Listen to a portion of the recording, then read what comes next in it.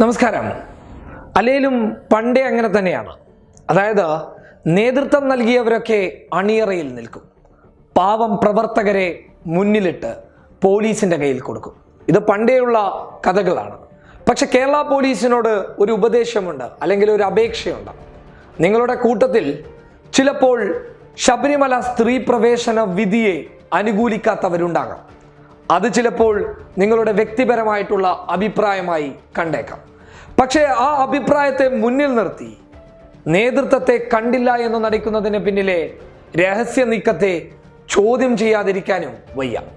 വ്യക്തമായി പറഞ്ഞു കഴിഞ്ഞാൽ നേതൃത്വം കൊടുത്ത ശോഭാ സുരേന്ദ്രനെയും ശശികലയെയും പോലീസ് ഒന്നും ചെയ്തിട്ടില്ല. അവർ നാൾക്കുനാൾ മുഖ്യമന്ത്രി പിണറായി വിജയനെ പല രീതിയിലുള്ള ആഭാസ വാക്കുകൾ ഉപയോഗിച്ച് തെറി അഭിഷേകം നടത്തുമ്പോൾ അത് കേട്ടു നിന്നുകൊണ്ട് ഒരു സ്വമേധ്യ പോലും കേസെടുക്കാൻ തയ്യാറാവാതെ നിൽക്കുമ്പോൾ അതിന് പിന്നിൽ ചില രഹസ്യ നീക്കങ്ങൾ ഉണ്ടോ എന്ന് പോലും സംശയിക്കപ്പെടേണ്ടതുണ്ട്. വ്യക്തമായി പറഞ്ഞു കഴിഞ്ഞാൽ മിഠായി തെരുവിലെ ആക്രമണങ്ങളെ തടയാൻ പോലീസിന് കരുത്തുണ്ടായിട്ട് പോലും അത് തടയാൻ മുന്നോട്ട് വരാതിരുന്നത് ചില സംഘി മനോഭാവം പുലർത്തുന്ന പോലീസ് ഉദ്യോഗസ്ഥർ അക്കൂട്ടത്തിലുണ്ട് എന്നുള്ളത് ഒരു സിവിൽ പോലീസ് ഓഫീസർ വളരെ വ്യക്തമായി സോഷ്യൽ മീഡിയയിൽ നമ്മോട് തുറന്നു പറഞ്ഞതാണ്. അതേപോലെ സംസ്ഥാന തലത്തിലും ഇക്കൂട്ടർ നുഴഞ്ഞു കയറിയിട്ടുണ്ടോ എന്നുള്ളത് പോലും സംശയിക്കപ്പെടേണ്ടതുണ്ട്. വ്യക്തമായി ഒന്ന് പരിശോധിച്ചാൽ തന്നെ അതിനുള്ള ഉത്തരം ലഭിക്കാവുന്നതാണ്. പോലീസ് സ്റ്റേഷനുകളെ ആക്രമിച്ചതും പോലീസുകാരെ ആക്രമിക്കാൻ മുതിർന്ന അരുൺ എന്ന SI സെലക്ഷൻ കഴിഞ്ഞു നിൽക്കുന്ന ഒരു ഉദ്യോഗസ്ഥന്റെ സംഭവ വികാസങ്ങളെ കുറിച്ച് നമുക്ക് മാധ്യമങ്ങൾ തുറന്നു തന്നിട്ടുമുണ്ട്.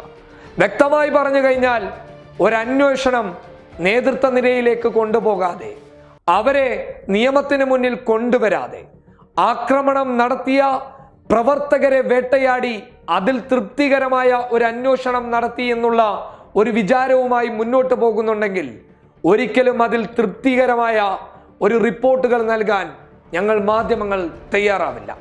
ശോഭാ സുരേന്ദ്രനെയും ശശികലയെയും K സുരേന്ദ്രനെയും ഒക്കെ വിട്ടുകളിച്ച് അവരെ മാന്യന്മാരാക്കി നടത്തുന്ന ഈ നാടകത്തിന് തിരശീല വീഴ്ത്താൻ മാധ്യമങ്ങൾക്ക് നന്നായിട്ടറിയാം.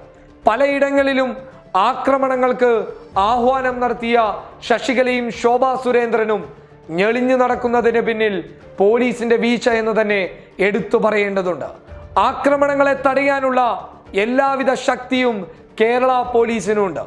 അത് വേണ്ട പോലെ ഉപയോഗിക്കേണ്ട സമയത്ത് അത് ഉപയോഗിക്കാതെ ഒരു കൂട്ടർക്ക് നേരെ മാത്രം അത് ഉപയോഗിക്കുന്ന ഒരു പ്രവണതയും കേരള പോലീസിലുണ്ട് എന്നുള്ളത് ഏറ്റവും വലിയ ഒരു വീഴ്ച തന്നെയാണ്.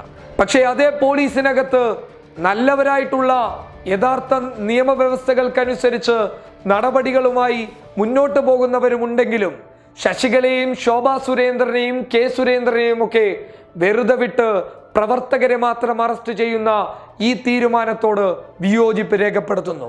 അതോടൊപ്പം എടുത്തു പറയേണ്ടത്, പലയിടങ്ങളിലും ശശികല തന്നെ തുറന്നു പറഞ്ഞിട്ടുണ്ട്, കേരളം അത് ഈ ശബരിമല സ്ത്രീ പ്രവേശന വിധിയെ തുടർന്ന് അതിനെ എങ്ങനെ നേരിടണം, പോലീസിനെ എങ്ങനെ നേരിടണം, സർക്കാരിനെ എങ്ങനെ നേരിടണം എന്നുള്ളത് ശശികല വ്യക്തമായി കലാപാഹ്വാന രീതിയിൽ പറയുന്നതിൻ്റെ എത്രയോ ദൃശ്യങ്ങൾ നമുക്ക് മുന്നിൽ ലഭിച്ചിട്ടും ശോഭാ സുരേന്ദ്രന് അതിനെ പിന്താങ്ങുന്ന രീതിയിൽ മുന്നോട്ട് വന്നിട്ട് പോലും ഒരനക്കം പോലും ചെയ്യാൻ പറ്റാത്ത കേരള പോലീസിനകത്ത് സംഘികളുണ്ടോ എന്ന് വരെ സംശയിക്കേണ്ടതുണ്ട്.